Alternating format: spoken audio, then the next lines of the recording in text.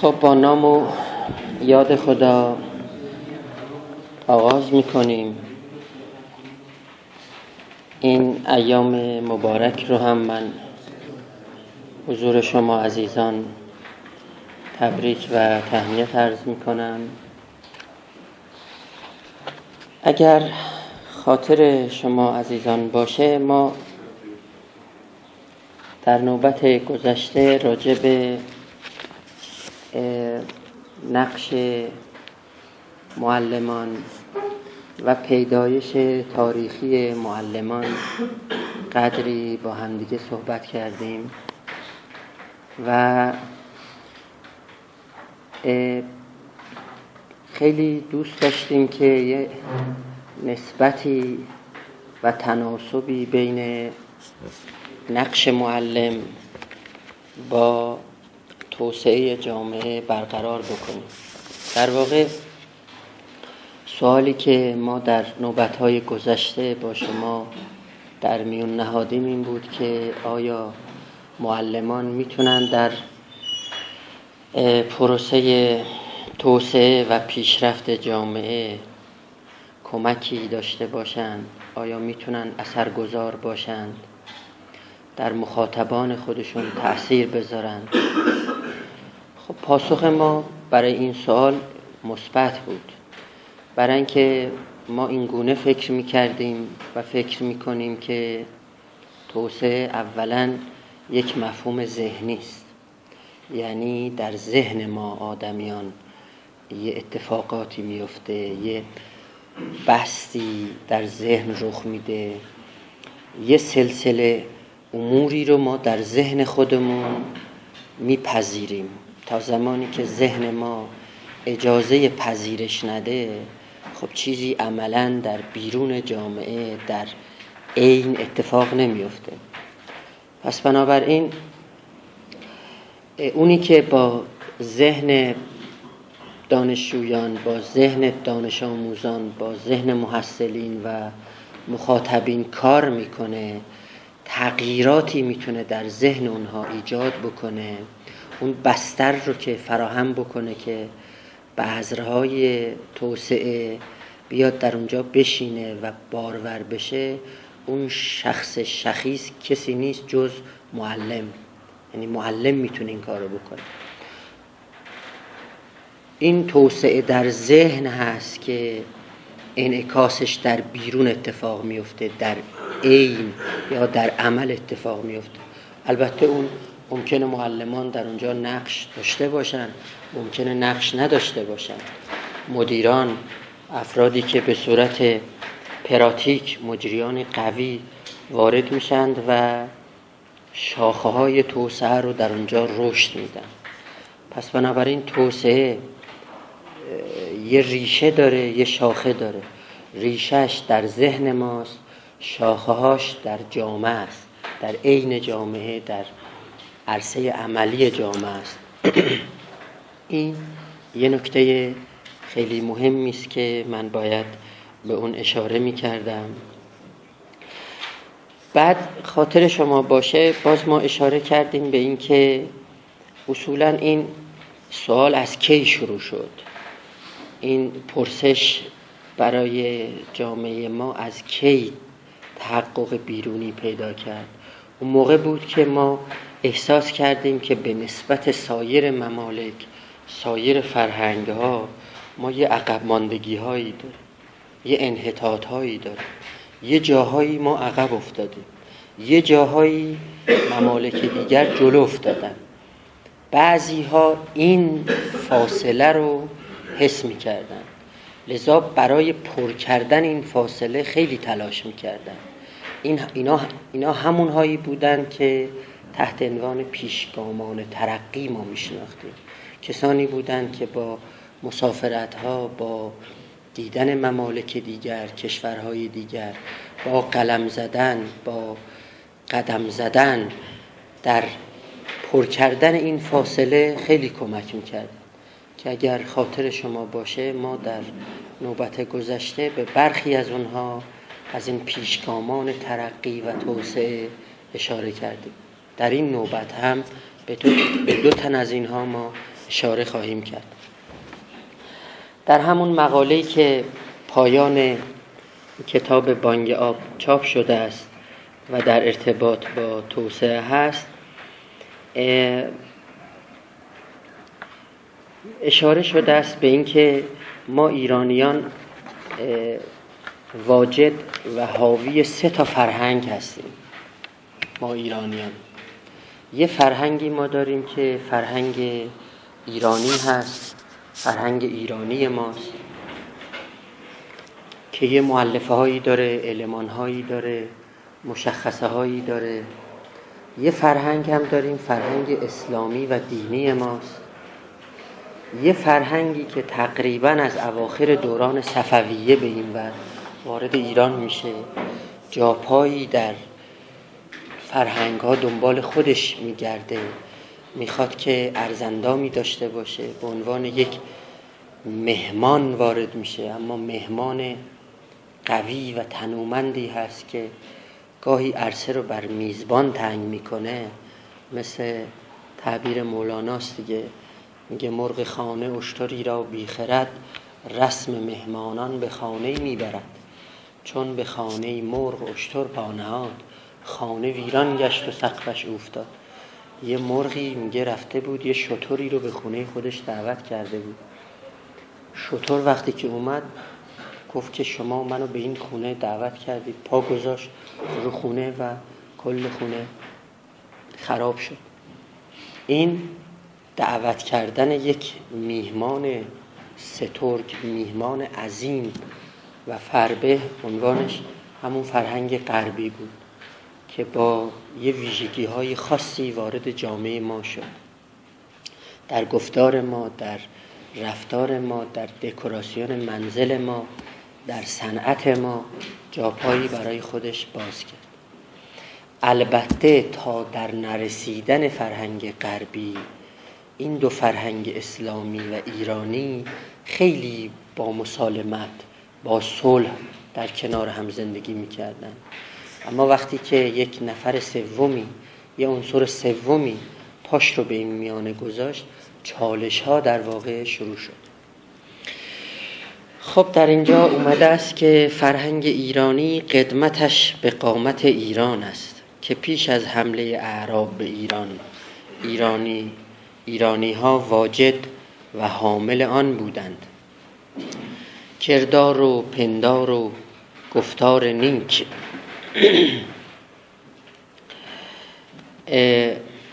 آموزه هایی بودند که زرتشت پیامبر آن دوران به ایرانیان می آموخت. همو بود که توصیه می کرد مدارس را در کنار بازارها شما نسازید.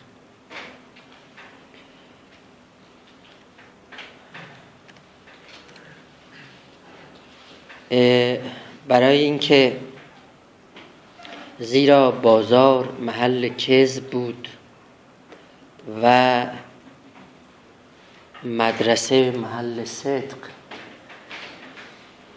ایرانیان با نگاهی ویژه به آتش به عنوان یکی از عناصر پاک کننده اون رو مقدس می داشتند. ایرانیان آتش پرست نبودند. یه تصور غلطی است که معمولاً در اذهان شکل میگیره که ایرانیان پیش از اسلام اینا آتش پرست بودند.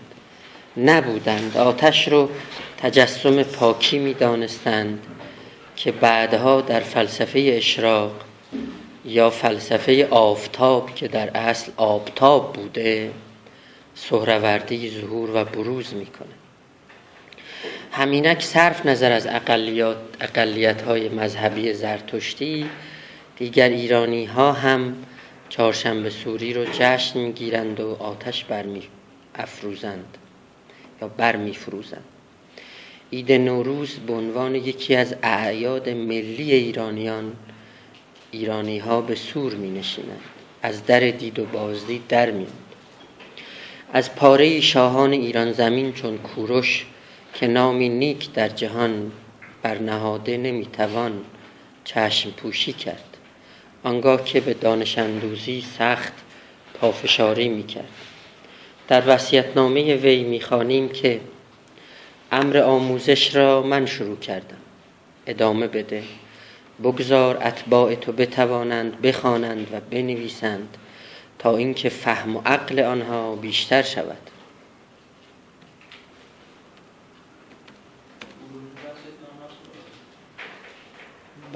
بله ظاهراً هر قدر که عقل و فهم آنها زیادتر شود تو با اطمینان بیشتر میتوانی حکومت کنی. همواره حامی کیش یزدان پرستی باش، یعنی خدا پرستی باش، اما هیچ قومی را مجبور نکن که از کیش تو پیروی کنند. پیوسته به خاطر داشته باش که هر کس باید آزاد باشد که از هر کیش که میل دارد پیروی نماید. بعد از این که من زندگی را به درود گفتم، نمیتوان بودن رگه‌هایی از فرهنگ پیشین ایران و ایرانی را در ذهن و ضمیر و عمل ایرانیان نادیده گرفت، زیرا در روح جمعی ما ایرانیان پاره‌ای از این آداب و سنن که خود مؤلفه‌ای از مؤلفه‌های فرهنگی به شمار میان جا و پا گرفته است. خب این یه نمای کلی از فرهنگ ایرانی بود که ما برای شما گفتیم.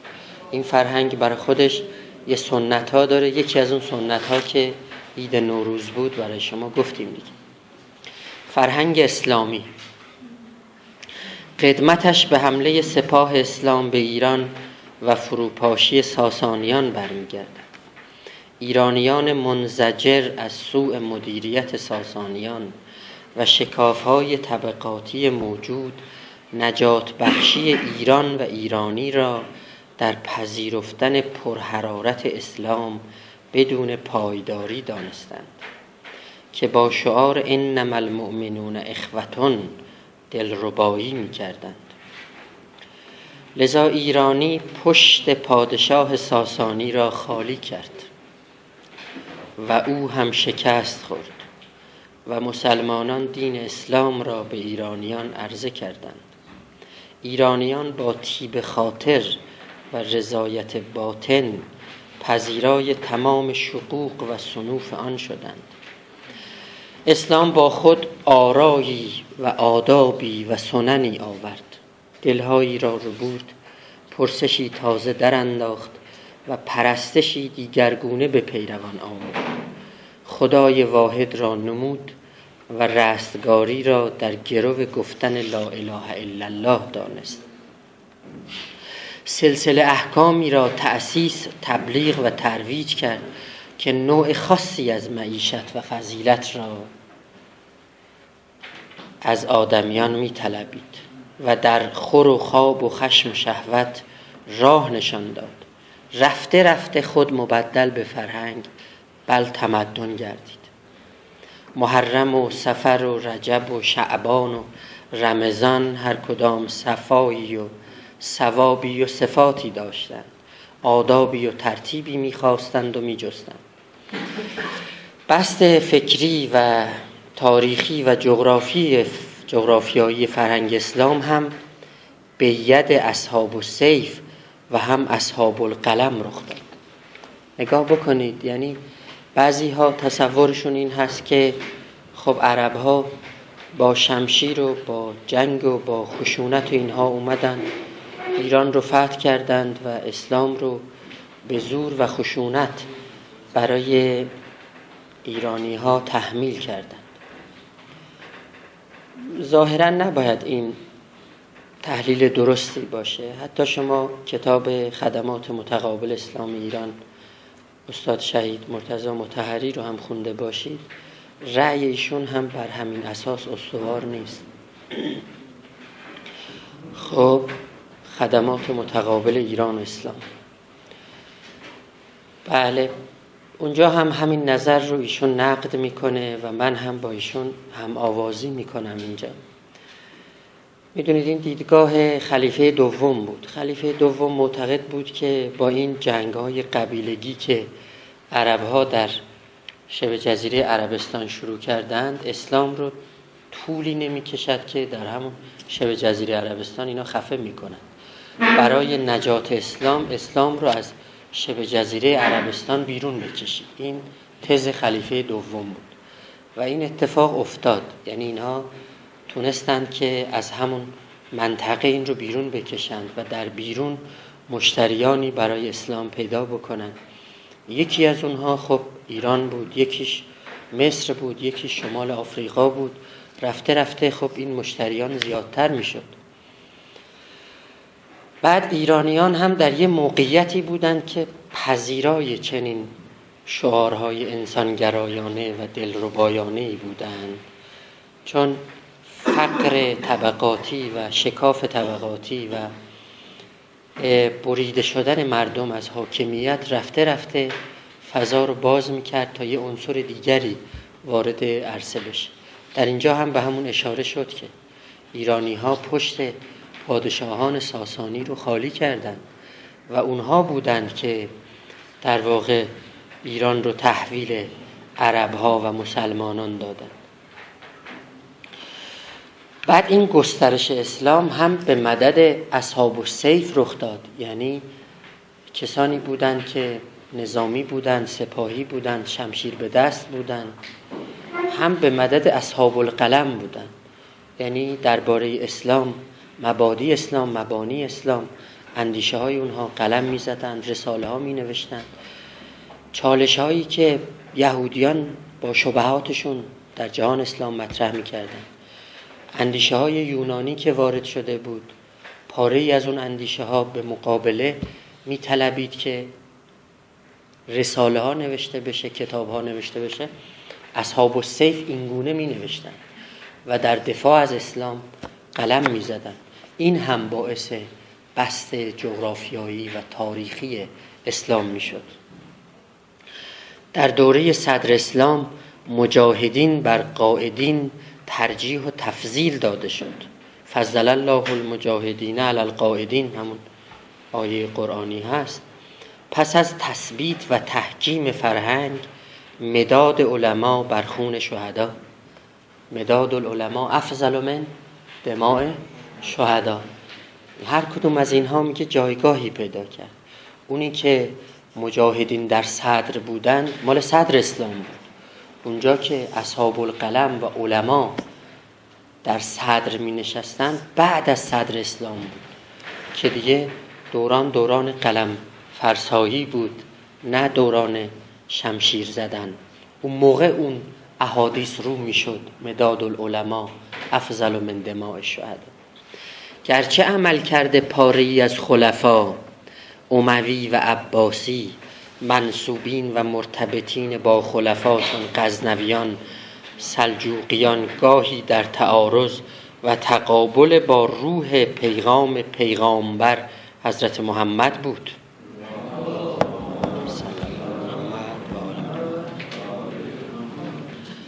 خب شما نگاه کنید، بعد از اینکه اسلام رو پذیرفتند یه نهضت‌هایی در سراسر ایران علیه خلفا پا می گرفت. این نهضت‌ها مقابلهشان با اصل اسلام نبود. اینا می گفتند که رفتاری که خلفا از خودشون نشون میدند این رفتاری نیست که پیامبر گفته بود. افرادی که مثل بابک در خود آذربایجان، یعقوب لیث، مسلم خراسانی، اینا کسایی بودند که علیه خلفا شوریدند. بابک 22 سال در این آذربایجان ما علیه خلفا مبارزه کرد. من برای یکی از دوستان یک کتابی می نوشت، مقدمه‌ای در اونجا نوشتم راجع به بابک، هم اونجا من مطالبی رو نوشتم. باری از انجذاب دلها و انفتاح سرزمینها ذره‌ای کاسته نمی‌شد. نخستین دولت ملی ایران یعنی صفویان با خمیرمایه آموزهای اهل بیت و حکومت عدل علی و ارشادات شیخ صفی‌الدین اردبیلی در دل این فرهنگ پا گرفت. دودمان ملوک و طوایفی را در ایران در هم پیچید. کشور به معنای دقیق کلمه شاید شما در همون دوره دیگه دنبالش رو باید پی بگیرید. نخستین حکومت ملی ایران توسط صفویان در ایران تشکیل شد. در دوران معاصر نیز همین فرهنگ با تحولات عصر گاهی هم آواز، گاهی نغمه دیگرگون سر داد و به فرهنگ غالب ما ایرانیان درآمد. اینم یه دورنمایی از فرهنگ دوم است. یعنی فرهنگ چی؟ بله؟ فرهنگ اسلامی. فرهنگ قبلی چی بود؟ فرهنگ ایرانی. به فرهنگ سوم وارد میشیم. از پایان دوران صفویه، آغاز دوران قاجار، در اثر تعامل و گاهی تقابل ایران با غرب، سفر سیاحان از آنجا به ایران، از ایران به آنجا، سیاحتنامه ابراهیم بیگ، ما تیکه هایی از اون رو انشالله بعدها خواهیم خوند. این سیاحتنامه ابراهیم بیگ یکی از عالی ترین کتاب هایی است که در اون دوران نوشته شده است. من توصیه میکنم شما حتما این کتاب رو پیدا کنید. سیاحتنامه ابراهیم بیگ، بله، مال ابراهیم مراغی. ورود ماشین چاپ، صنعت عکاسی، فیلم و مفاهیمی چون لیبرته، آگالیته، فراترنیته، آزادی، برادری، برابری، پیدایش گفتمان انقلابی مشروطه، فرهنگ دیگری خود را در دل دو فرهنگ پیشین جا داد که به فرهنگ غربی شهره است. در تعامل میان ایران و اروپاییان پای ایرانیان برای تحصیل در فرنگ باز شد. حالا شما نگاه بکنید، ما اینجا یه نقدی زدیم به فرهنگ غربی، به تمدن غربی. فرنگیانی که روزگارانی رو در توحش و بربریت سپری می‌کردن. شما اون فیلم وایکینگ ها رو مثلا دیده باشید، وحشیتی که اونها دارن، مثلا حملاتی که در اروپا میکنن، مرتب در حال جنگ، فرانسه با انگلیس، انگلیس با کشورهای دیگه.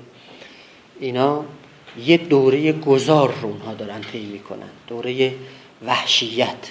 خب قرون وسطا، یه قرونی که چندین قرن تحت عنوان دارک ایج در تاریکی مطلق، چندان متفکری ظهور نمیکنه. اندیشه های ارسطو میاد با اندیشه های مسیح عجین میشه، یه مدرسه‌ای به نام اسکولاستیک تشکیل میشه، اندیشه های ارسطو مقدس میشه. هیچ متفکری نمیتونه ارسطو رو نقد بکنه. چرا؟ چون نقد ارسطو مساوی با مسیح بود، نقد مسیح هم مساوی با جان باختن افرادی بودند که میخواستن ارسطو رو نقد بکنن. قرون وسطا یا عصر تاریکی، رنسانس، جنگ‌های صلیبی، رفرماسیون اون اصلاحات دینی که اونها در تمدن غربی شروع کردن. میدونید اینا یه روزگاری به این نتیجه رسیدن که تکلیف خودشون رو با کلیسا باید یکسره بکنن. از دل خود کلیسا هم شخصیت‌هایی برخاستن، یعنی بیرون از کلیسا نبود. افرادی مثل کالون در انگلیس، آراسموس در هلند، لوتر در آلمان، ولتر در فرانسه، اینا کشیشان بزرگی بودند که از دل خود این مسیحیت برخاستند، حمله به پاپ کردند، دست و پای کلیسا رو بستند و محدود به واتیکانش کردند و دنیا رو سپردند به دنیاداران. یعنی همون سکولاریزاسیونی که در اونجا رخ داد از دل رفرماسیون بیرون اومد، اون اصلاحات دینی که اونها انجام دادن. پروتستان ها ظهور کردند که میتوان مسیحیت رو با دنیای جدید آشتی داد، میتوان ثروت اندوزی کرد ولی مسیحی بود، میتوان مالکیت خصوصی داشت ولی مسیحی بود. اینها چیزایی بود که اینها رواج دادن. من توصیه میکنم شما در اون تاریخ تمدن ویلدورانت، عصر ایمان، عصر مسیح رو یه نیم نگاهی بهش بکنید، بخونید، اونجا شما خواهید دید که چه اتفاقاتی افتاده است. از رفرماسیون که شما جلو میایید، یه عصری هست قرن 18 تحت عنوان اینلایتمنت هست یا عصر روشنگری است. اینلایتمنت رو در تمدن غربی با کانت میشناسن، ایمانوئل کانت. کانت به تعبیر ویلدورانت یه قرن رو به خودش اختصاص داده است.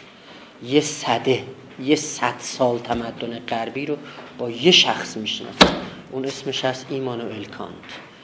یه انقلابی بزرگ در شناخت آدمی ایجاد کرد که آدمیان تا کجاها میتونن شناخت داشته باشن، عقل آدمی تا کجا میتونه قد بکشه، تا کجا میتونه نفوذ داشته باشه. هر سوالی رو میشه از عقل پرسید.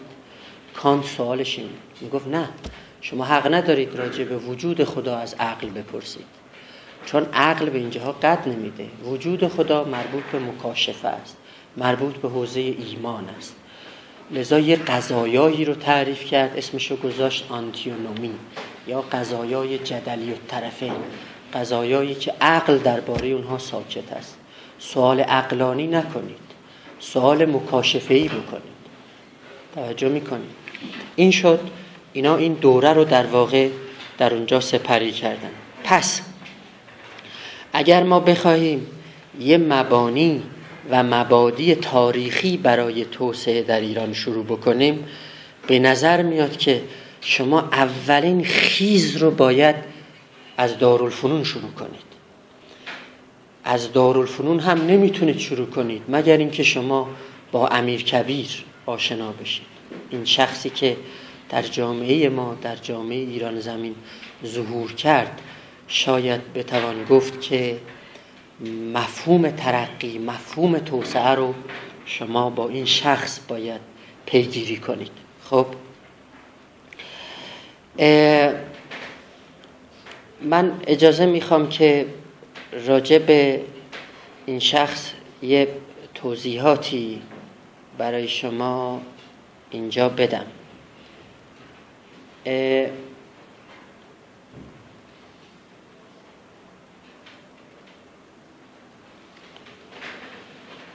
امیرکبیر خب در سال 1186 در یکی از روستاهای عراق متولد میشه. پدرش کربلایی قربان نام داشته و آشپز دربار بود یا قائم مقام فراهانی بود. مادرش هم فاطمه نام داشته، عمری طولانی هم داشته و این زن در خانه قائم مقام، خود امیرکبیر در خانه قائم مقام تربیت میشه و در جوانی سمت منشیگری رو پیدا میکنه. حضور شما عرض میکنم که نخستین مأموریت سیاسی امیرکبیر یا همون میرزا تقی خان در ماجرای قتل گریبایدوف در ایران شروع میشه. امیرکبیر از طرف دستگاه دولتی مأموریت پیدا میکنه که برای عذرخواهی بره پیش سفارت روسیه و اونجا عذرخواهی خودش رو اعلام بکنه. وقتی به این مأموریت میره که میرزا تقی خان یا همین امیرکبیر ما 22 سال داشته. یه مأموریتی سیاسی اینچنینی. مأموریت دوم ایشان یه مأموریت تشریفاتی بوده. وقتی که وزیر نظام آذربایجان بود به همراه ناصرالدین میرزا ولیعهد به ایروان میره. شما میدونید اون موقع تبریز مرکز در واقع ولیعهدها بود دیگه. اینجا شاه رو آماده میکردن، ولیعهد رو تربیت میکردن. همین الان امیرکبیر یه خونه ای داره اینجا در تبریز، خونه امیرکبیر در تبریز اینجا هم هست. خب پس به همراه ولیعهد به ایروان میره با تزار روس که اون شهر اومده بود دیدار کنه و همین مأموریتش خب نزدیک به 2 سال طول میکشه. خب بعد از اینکه محمد شاه فوت میکنه، کاردار سفارت انگلیس با فرستادن یه پیکی این خبر رو به ناصرالدین میرزا میده. ناصرالدین میرزا یعنی همون ناصرالدین شاه که بعداً میشه ناصرالدین شاه. میرزا فضل الله نصیرالملک پیشکار ناصرالدین شاه در این که ناصرالدین شاه رو آماده کنه که از تبریز حرکت کنه به سمت تهران، نمیتونه این مأموریت رو میسپارند به امیرکبیر. یعنی امیرکبیر ناصرالدین شاه رو برمیداره از تبریز میبره تهران پس از محمد شاه تا شاه ایران بشه. خب اوضاع اقتصادی اون دوران چندان اوضاع مطلوبی نبوده دیگه. میرزا تقی خان با قرض گرفتن 30,000 تومان از یک تاجر تبریزی و تدارک نیروی نظامی کافی شاه رو همراهی میکنه. 6 هفته طول میکشه که شاه به تهران برسه. خب میرزا تقی برای اینکه شأن شاه رو حفظ بکنه یه حاله‌ای براش درست میکنه، نمیذاره خیلی از دوستان به وی نزدیک بشن، چون اینا افرادی بودند که ممکن بود شخصیت ناصرالدین میرزا رو هتک بکنن، چون از کودکی باش بزرگ شده بودن، مثلا هر گونه حرفی بهش زدن، مثلا فحشی چیزی بهش دادن مثلا. خب در این مدت مهد اولیا در تهران مشغول هماهنگی با سفارت انگلیس میشه تا اینکه فرد مورد نظر بیاد و به قدرت برسه. میرزا آقاخان نوری که به قم تبعید شده بود خب به تهران میاد و میرزا نصرالله صدرالممالک خودش رو نامزد صدراعظمی میدونست. اینا در منزل حاجی میرزا آقاسی یه تجمعی میکنن، یه جلسه‌ای میذارن، مشغول توطئه میشن علیه میرزا تقی خان، یعنی علیه همون امیرکبیر، تا ایشون نشه. اما شاه که به تهران رسید بلافاصله میرزا تقی خان رو به مقام صدارت انتخاب میکنه و لقب امیرکبیر رو به وی اعطا میکنه. سال 1264 ناصرالدین شاه بر تخت میشینه و امیر نظام صدر اعظم میشه. یه بخشی از حکم ایشون رو الان ما میخونیم. ببینید که ناصرالدین شاه جوان چه حکمی رو به امیرکبیر میده. ما تمام امور ایران رو به دست شما سپردیم، شما را مسئول هر خوب و بدی که اتفاق میافتد میدانیم. همین امروز شما را شخص اول ایران کردیم و به عدالت و حسن رفتار شما با مردم کمال اعتماد و وثوق را داریم. بجز شما به هیچ کس دیگر چنین اعتقادی نداریم. به همین جهت این دستخط را نوشتیم. خب بعد از اینکه امیرکبیر صدر اعظم میشه مخالفت هایی باش میشه، یه عده مخالفینی میاند، نهایتاً این مخالفین هم سرکوب میشند. امیرکبیر طرفدارانی هم داشته، بازار از امیرکبیر حمایت میکرده و خب رفته رفته داریم به اون اصلاحات و افکاری که امیر داشته داریم نزدیک میشیم که در واقع چه حرکت هایی رو در ایران آن زمان شروع کرد. امیر برای انتظام ارتباط با کشورهای دیگر به ویژه اروپاییان اهمیت زیادی قائل بود. وی میرزا محمد علی خان شیرازی را وزیر امور خارجه کرد. از سفرای خارجی خواست که از این پس تمام مکاتباتشان مستقیما با وزیر خارجه باشه. خب این یه حرکت دیگه. اونا همشون مکاتبات رو با کی شروع میکردن؟ همه نامه ها رو به شاه می نوشتن.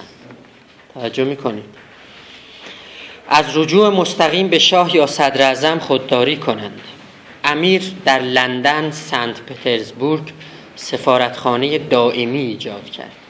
برای افزایش کیفیت ارتباطات خارجی هیئتی از مترجمین ایجاد کرد که یکی از این مترجم‌ها همین میرزا ملکم خان بود. مدرسه دارالفنون در زمان صدارت امیر کبیر در 7 شعبه تأسیس شد. این دارالفنون در تهران هست. حتما شما رفتید، همون حوالی میدون توپخونه است. برید یه بازدیدی از اونجا داشته باشید. اولین مدرسه جدید ایران بود. شاهزادگان قاجار نخستین دانشجویان دارالفنون بودند. در دارالفنون اصول علمی جدید، دانش‌های مهندسی، پزشکی، فنون به جوانان آموزش داده می‌شد. بسیاری از معلم‌ها از اروپا به ویژه از کشورهایی چون اتریش، اسپانیا، ایتالیا، فرانسه می اومدند و اونجا درس می‌دادند. گرچه امیر هنگام گشایش و آغاز به کار دارالفنون از صدارت برکنار و به کاشان تبعید شده بود، اما با همه مخالفت‌های جانشینش مدرسه کار خودش رو ادامه میداد. این یه حرکت اول، تأسیس مدرسه دارالفنون، یعنی تقریباً یه دانشگاهی که در اون دوره شکل میگیره. اساتیدی از کشورهای غربی میان به زبانهای مختلف فنون مختلف رو در اونجا درس میدن. 2. انتشار روزنامه وقایع الاتفاقیه. این روزنامه سال 3 سلطنت ناصرالدین شاه بوده. به دستور امیرکبیر اشتراک این روزنامه برای هر یک از افرادی که از دستگاه دولتی بیش از 200 تومان حقوق می گرفتند اجباری بود. در این روزنامه اخبار داخلی شامل خبرهای مربوط به دربار، عزل و نصب‌ها، اعطای مقام‌ها، نشان‌ها، امتیازات چاپ می‌شد. اخبار رویدادهای شهرهای ایران به چاپ می‌رسید. در بخش اخبار خارجی اخبار مربوط به کشورهای اروپایی به چاپ می‌رسید. این روزنامه همین چنین دارای صفحه حوادث هم بود. خب این هم در ارتباط با روزنامه وقایع الاتفاقی. 3. رسیدگی به وضع مالی دربار و اقتصاد. امیرکبیر در دوران صدراعظمی خود با رشوه‌خواری مبارزه میکنه. او دستور میده دریافت‌های بی حساب و مواجب بی جهتی که از دستگاه‌های دولتی میگرفتن قطع شود. حقوق شاه رو کاهش میداد و ماهانه به 2000 تومان رساند. قرار شد هر ماه به او کارسازی کنند. مواجب بی حسابی که حاج میرزا آقاسی برقرار کرده بود قطع کرد. سر و سامانی به قوانین مالیاتی ایران میده. صورت عواید و مخارج اون رو تعدیل میکنه. تویولداران، اونایی که کار تویولداری یا اسب و حیوان و دام و اینها که حق دیوان رو نمیدادند، تویول اونها رو امیر ضبط میکرد. در دوران میرزا آقاسی وضعیت مالی دولت به هم ریخته بود، خزانه خالی بود. پولهای نقد خزانه نصیب عده خاصی از درباریان و روحانیان میشد. خب بقیه براتهای بی اعتبار میگرفتن. به محض اینکه امیر به قدرت میرسه حجم این براتهای معوقه بسیار زیاد بوده. امیر اطلاعات مالی و مالیاتی رو بروز میکنه و برخی مستمری ها رو قطع میکنه، برخی ها رو کاهش میده و براتهای بی اعتبار دیگه صادر نمیشه. مثلا چکایی میدادن پول نمیشد برای یک کسی 10 ماه حقوقش مثلا. خب یعنی امیر در اون دوره به مبارزه با حقوق‌های نجومی می‌پرداخت. توجه می‌کنید؟ رقم خالص درآمد کشور در آخرین سال صدارت امیرکبیر نزدیک به 3 میلیون تومان بود. بیشترین عاید مالیاتی هم مالیات آذربایجان بود دیگه. آذربایجان ظاهراً از هم دوران بله بدبخت بوده، الانش هم همینجوریست. یعنی مالیاتی که آذربایجان پرداخت میکنه خیلی بیشتر از مثلا اصفهان و کرمان این هست. در همان سال مجموع مخارج دولت در حدود 2,600,000 تومان بود. او همچنین برای ماموران دولتی حقوق ثابت هم تعیین میکنه. در اغلب دوره‌های حکومتی در ایران امرا، دیوانیان، سربازان قشون به جز مالیات اموالی را که تحت عنوان هدیه، انعام، خلاصه سوروسات، آذوقه، مژدگانی از مردم مطالبه می‌کردن، همه اونها رو جلوشو امیر میگیره. خب این سر و سامان دادن به وضعیت مالی کشور، برقراری مواجب منظم برای عمال دولتی، دستور ممنوعیت دریافت هر نوع هدیه توجه میکنی؟ هدیه کم کم باعث میشه که خب یه سر و صدایی در کشور ایجاد بشه. یه عده‌ای که منافعشون در خطر بود اینا علیه امیر حرکت هایی میکنن. امیر همه اینا رو اجرا میکرد. بله خب یه مدیر مقتدری بود دیگه. بله از خصوصیات مهم امیرکبیر این بود که خودش از کسی هدیه نمیپذیرفت. به دولتیان هم دستور داده بود که هیچ کسی هدیه نپذیره، چون هدیه رو میگفت که یه مقدمه است برای گرفتن رشوه. رشوه هم بگیرید یعنی کار تموم شده، عدالت پریده است. برخی القاب که با خودشون پول به دنبال داشت که برای یه کسی یه لقبی میدادن، مثلا عمادالسلطنه بود، نمیدونم، اینا باید یه پولی این لقب. همه اینها رو امیر حذف میکنه. القاب و عناوین فرمایشی رو اینا حذف میکنه. یه جناب، فقط به کسی جناب اکتفا میکرد، حتی در مقام صدارت میگفت جناب فلان. اون اصلاحات اقتصادی بود. الان به اصلاحات اجتماعی میرسیم. امیرکبیر دستور میده که رسم قمه کشی، لوتی بازی از شهرها و راهها برداشته بشه. اون دوره لوتیانی بودن که دور و برشون چند تا نوچه جمع میکردن، کار نمیکردن.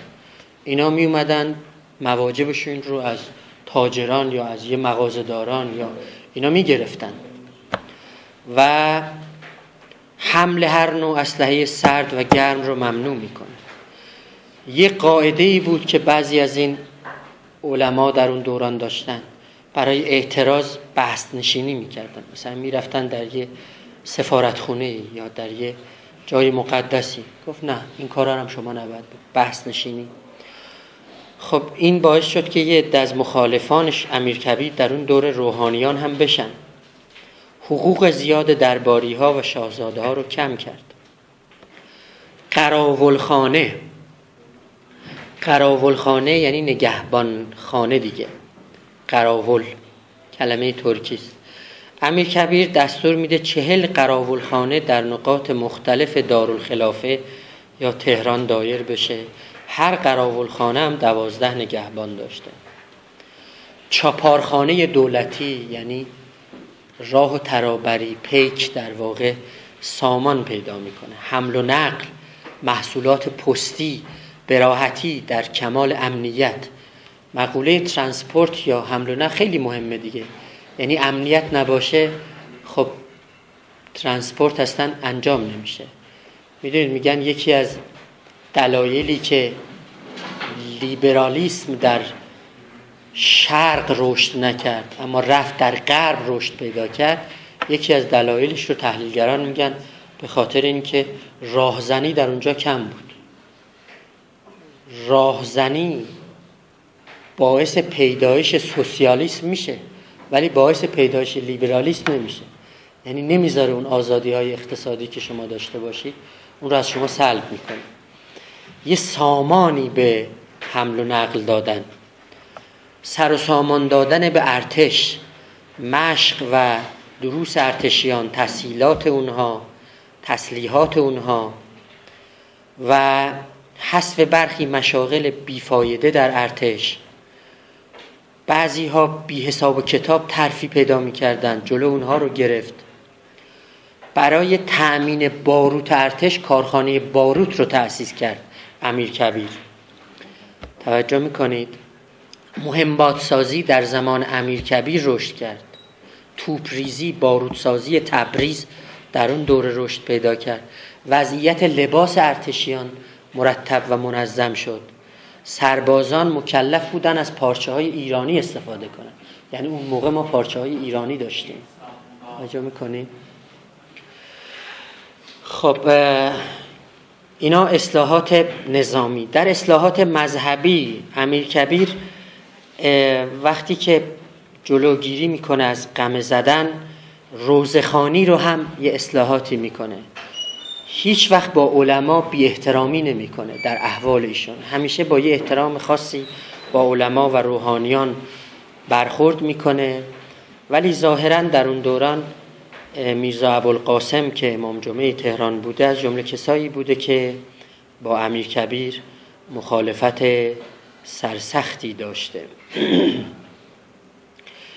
این حرکت هایی که امیرکبیر میکنه باعث میشه که یه عده افرادی که در شوشتر بودند و اینها، حتی اینها بیان وارد اسلام بشن. یه حرکت دیگری که توسط امیرکبیر در اون دوره انجام میشه اعدام سید علی محمد باب بود.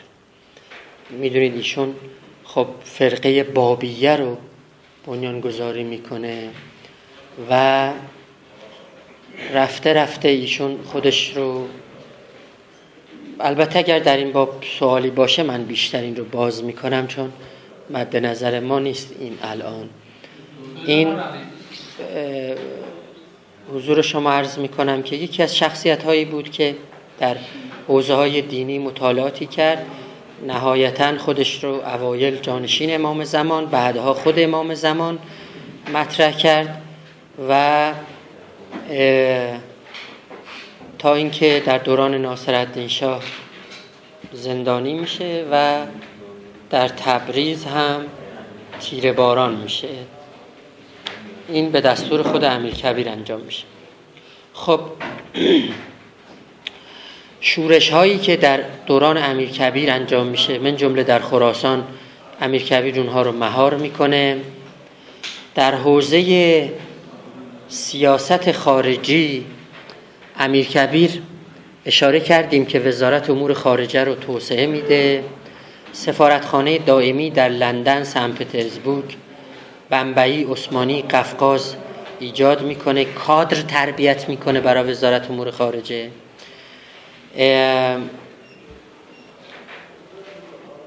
سیاست معروف به موازنه منفی رو در پیش میگیره، یعنی نه به روس امتیاز میدیم، نه به انگلیس، نه به هیچ قدرت خارجی دیگر.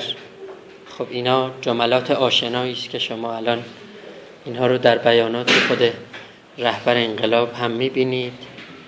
سیاست موازنه منفی امیرکبیر تنها یک بار خدشه‌دار شد. اون زمانی بود که در جریان حمله ترکمنها تعدادی از سربازان روسی کشته و روس‌ها عزل فرماندار مازندران رو می‌خواستند.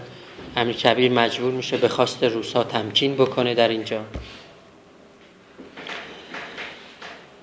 امیرکبیر برای اینکه قدرت و نفوذ روس و انگلیس رو در ایران کم بکنه یه نیم نگاهی به فرانسه می داشت، یه نیم نگاهی به امریکا داشت و در خصوص کشتیرانی در اون موقع با امریکا پروتکل امضا میکنه. یه روحانی مورد اعتماد او در تهران شیخ عبدالحسین تهرانی بود که منصب قضاوت رو امیرکبیر در تهران به وی سپرده بود. امیرکبیر خب 30 سال از شاه ما جوانتر بود، ناصرالدین شاه. خب ولی به معنای دقیق کلمه فرمانده کل قوا امیرکبیر بود و خب همین باعث شد که یه عده‌ای علیه امیرکبیر اشاره کردم که تحریک بشن، از جمله مادر شاه، اعتمادالدوله میرزاخان نوری. اینا کسایی بودن که تحریک کردند، چون شاه دیگه رفته رفته پخته تر می شد، نمیخواست دیگه یه رقیبی رو در کنار خودش احساس بکنه. بر همین اساس تهمتی که به امیرکبیر زدن این بود که گفتن امیرکبیر داعیه سلطنت داره، میخواد که دسیسه کنه، شاه رو خلع کنه، خودش سلطان بشه، تا اینکه در 20 آبان 1230 ناصرالدین شاه با این دستخط او رو از صدارت عزل میکنه. چون صدارت عظما و وزارت کبرا زحمت زیاد دارد و تحمل این مشقت برای شما دشوار است، شما را از آن کار معاف کردیم، باید به کمال اطمینان مشغول امارت نظام باشید. آبادانی دیگه، امیری، نه امیریست با الفه، امیر باشید، نه اینکه صدر اعظم باشید، نه اینکه وزیر باشید، امیر باشید. ناصرالدین شاه خب پس از اینکه امیر کبیر رو عزل میکنه، یه رابطه عاطفی هم خب با ایشون داشته دیگه. یه مدتی خودش قصد داشت که تنها عهدهدار کشور بشه، اما خب نمیتونسته. یه نامه‌ای به امیر مینویسه، میگه که جناب امیر نظام، به خدا قسم آنچه مینویسم عین واقعیت است. شما را قلباً دوست دارم. خداوند مرا مرگ دهد اگر بخواهم تا زنده‌ام دست از شما بردارم. امیرکبیر وقتی این نامه رو دریافت میکنه، درخواست میکنه با شاه ملاقات کنه، اما شاه تا بتونه تصمیم شاه رو درباره خودش عوض بکنه، ولی خب شاه این رو به فرداهای دیگر موکول میکنه تا اینکه نوری رو به این سمت منصوب میکنه.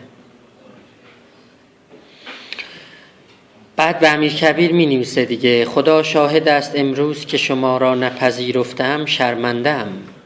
چه می توانم بکنم؟ ای کاش هرگز شاه نبودم. حالا که این را می نویسم اشکم جاری است. اگر باور نمی کنید بی انصافید. کدام مادر قحبه‌ای می تواند در حضور من از شما بد بگوید؟ هر کس در حضور من از شما بد بگوید حرامزاده‌ام اگر نگذارمش جلوی توپ. به علامت التفاتمان یک شمشیر الماس نشان قیمتی و همچنین حمایلی که به گردن خودم میاندازم را برایتان میفرستم. انشاءالله آن را میپذیرید، فردا به حضور میایید. امیرکبیر خب دلازرده میشه از این حکم عزلش که قطعی شده بود. احساسات ناصرالدین شاه رو هم صادقانه نمیدونست دیگه. یه خطای بزرگی هم میکنه، در مراسم شاهانه سلامی به شاه نمیکنه. خب این موجب فوران احساسات شاه، تحریک سوء ظن به امیر میشه و دیگه وقتی که میرزا آقاخان صدر اعظم میشه، دیگه کارها رو دست میگیره. رفته رفته عرصه برای امیر تنگ میشه، چون هم مهد اولیا مادر شاه مخالفش بود، هم صدر اعظم. دیگه در تهران کار براش سخت بود و ممکن بود شاه انتصاب مجددم بکنه ایشون رو برای صدر اعظمی و از این جهت هم خب یه عده‌ای نگران بودند، لذا تصمیم گرفتند که حکومت کاشان رو به امیر بدند تا بتونند او رو از تهران به نوعی دور کنند.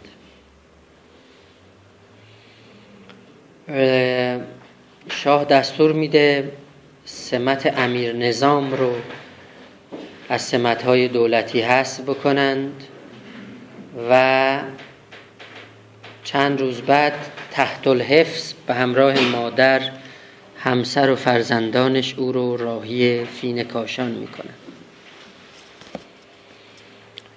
خب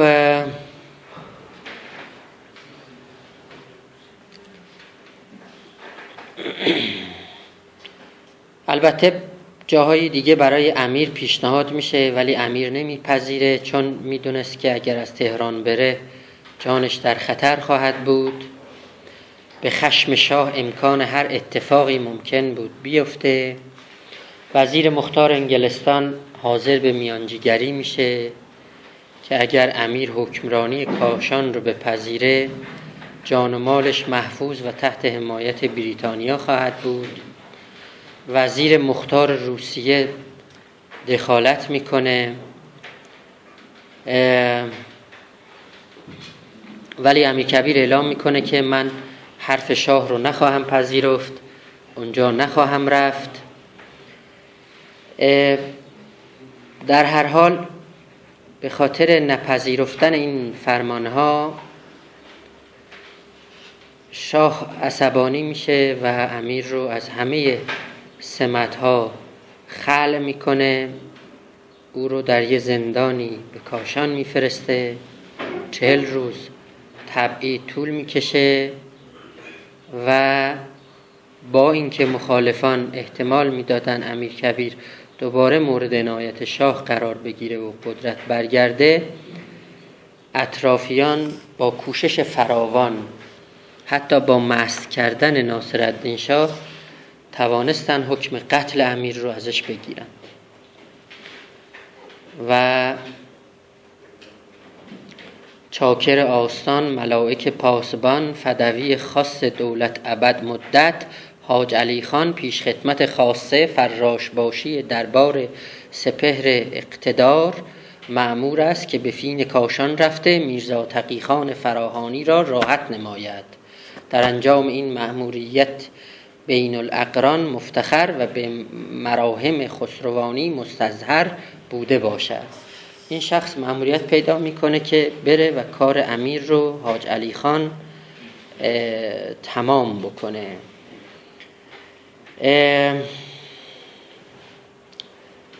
بعد حاج علی خان فراش که به باغ فین رسید، چاپار دولتی رو در کنار در حمام دید که منتظر امیر بود که از حمام خارج شود، پاسخ نامه ای را از وی بگیرد. علی خان فراش دست وی را گرفت و با خود به حمام برد که وی زن امیر را از آمدنش مطلع نکند. مأمورانش در دیگر حمام را مسدود کردند. امیر با حق نعمتی که بر علی خان داشت پرسید شما چرا مأمور این کار شدید؟ امیر خواست عزت الدوله را ملاقات کند، نزد وی وصیت کند، اما علی خان نپذیرفت. سرانجام در روز 20 دی ماه 1230 در حمام فین کاشان امیر به قتل رسید. رگهای دست و پاهایش را گشودند. پس از مدتی خونریزی علی خان فراش به میرغضب اشاره‌ای کرد. میرغضب با چکمه به میان دو کتف امیر کوبید. چون امیر به زمین در غلتید دستمالی در گلویش کرد تا جان داد. فراش به سرعت برخاست، گفت دیگر کاری نداریم. وی و همراهانش با اسبان تندرو به تهران بازگشتند. سال مرگ او 1268 را به حساب ابجد در این گفتگو بیان کردند. اولی میپرسد کو امیر نظام، دومی جواب میدهد مردی بزرگ تمام شد. خب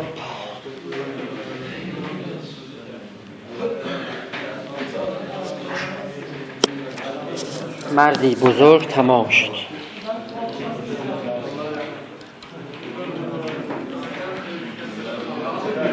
دوستان کسی سوالی؟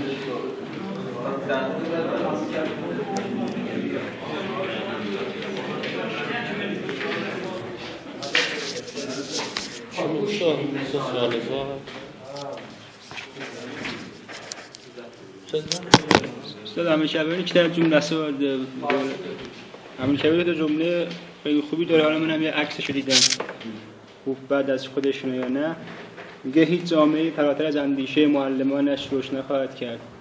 و یه جمله دیگری هم داره میگه که من فکر میکردم که جامعه وزیر دانا یا شاه دانا نیاز دارد، اما در اصل اکنون میفهمم که ملت دانا نیاز داره تا مملکت رشد کنه. این دو تا جمله هستی که در امیرکبیر خیلی معروفه. جملات پرمغزی واقعا هم درست. از دوستان دیگه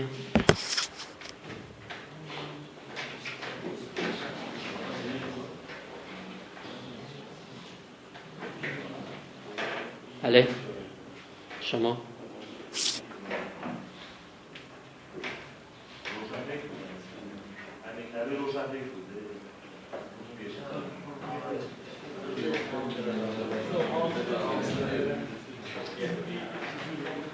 امیرکبیر یه مدیر مصلحی بوده.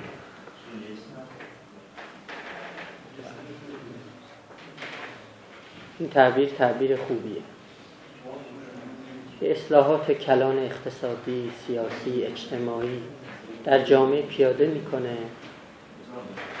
این اصلاحات رو از دربار شروع میکنه، ولی خب بعدها خودش هم اعلام میکنه که ای کاش این اصلاحات رو میومدم از بطن جامعه شروع میکردم. در بطن جامعه به کی باید برمیخورد؟ باید به معلمان دیگه. اینها باید رفته رفته میرفتند و جامعه رو اصلاح میکرد. یک تنه به میدان قدم نهادن باعث عقیم شدن خودشون شد.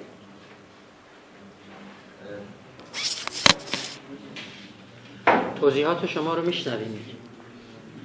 یه سوالی داشتم مبنی بر اینکه چرا بعد از اینکه امیرکبیر تو حمام فین به قتل میرسه تو خود گورستان کاشان دفن میشه و بعد از 2-3 ماه به اصرار همسرش به کربلا برده میشه؟ چرا از اول مثلا نبردنش جایی دیگه؟ چرا بعدا نبش گبر کردن بدون که کسی بفهمه بردنش؟ والا این درسته. یعنی آخه متاسفانه یه رسم نامبارکی که در ایران ما جاری بوده، شاید همین الانش هم هست، اینه که اگر با یه شخصیتی در می افتادن، اوضاع رو تحریک می کردن، اون شخص رو بی آبرو می کردن، از منظر دینی هم او رو کافر یا فاسق به شمار می آوردن، ممکن بود بعدها افرادی بیان به قبر شخص هم حق حرمتی بکنن، به قبر شخص، و به مرده او هم رحم نکنن، بریزن، داغونش کنن، قبر رو بشکافن، یعنی یه بی احترامی به مرده هم بکنن. چنین چیزهایی در جامعه ایرانی ما مسبوق به سابقه است، نه اینکه نبوده است. لذا یه عده افراد برای اینکه بتونن اینها رو در امنیت نگه دارن، اولا از ایران خارج میکردن، ثانیاً میبردن یه محیطی که حالت تقدس داره، بتونن یه سپر امنیتی براش درست کنن تا به نوعی از قبر او محافظت کنن. تصور من اینه که راجع به امیرکبیر هم چنین تدبیری شده است دیگه. Çarpıdan sonra ayrıdan canlı bilgiler arasında اگر کلا الویدا تاریخی میگم بعد از فوت امیرکبیر تو کل مثلا دوران بعد از امیرکبیر دیگه کسی مثل اون اومده که تاریخ ازش اینطوری یاد کنه یا فقط همون یک بود؟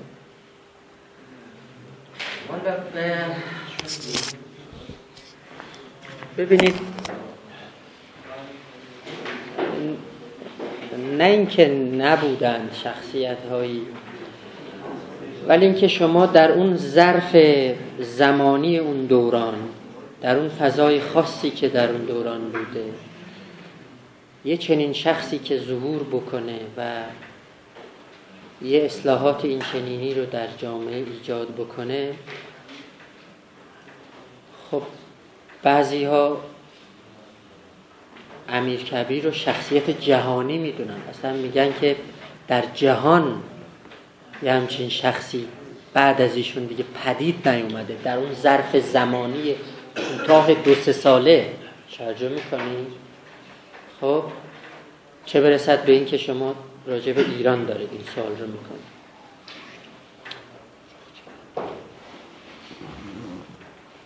ولی شما اگر یه ذره سوالتون رو بازتر بکنید، مثلا بگید که آیا در شاخه‌های علمی فقط یا در شاخه‌های دینی افرادی ظهور کردند که دوست داشتند یه تحولاتی، تغییراتی و اصلاحاتی در جامعه انجام بدن، بله در این مدت چرا به فراخور یه ذره کم و زیاد ما به افرادی برمیخوریم.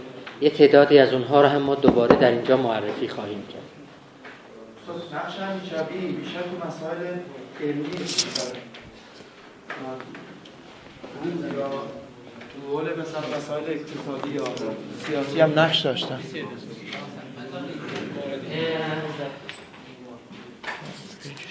من فکر می‌کنم با این توضیحاتی که امروز در کلاس دادیم شاید کنترل شما رو داده میشه.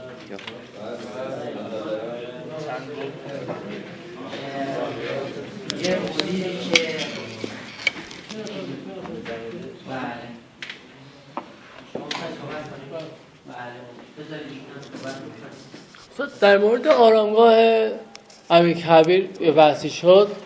به نظر شما وجود آرامگاه امیرکبیر در ایران، در کاشان، آیا به ضرر خود شخص شاه نبود که در آینده تحریک کنه اذهان عمومی رو؟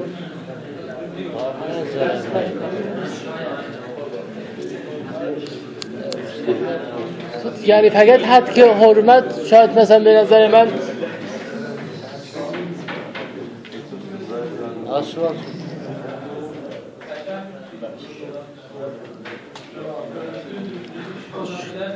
شاید فقط مثلا حرمت نباشد.